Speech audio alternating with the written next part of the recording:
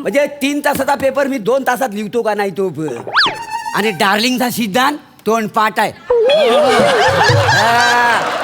अगदी शालूच्या गाण्यासारखा. काय समजलं? आम्ही दोघांनी डार्लिंगचा सिद्धांत असा एकदम रट्टा मारलाय.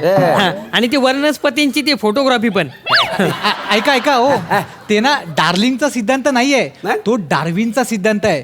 आणि वनस्पतीची फोटोग्राफी नाही, त्याला फोटोसिंथेसिस असं म्हणतात. असं शास्त्र आहे. तुमचं स्किड बघायचं निमित्त झालं आणि वर बघून हसत होते.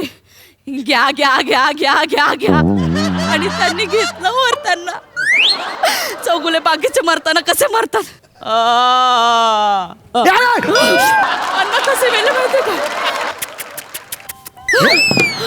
अण्णा असे गेले?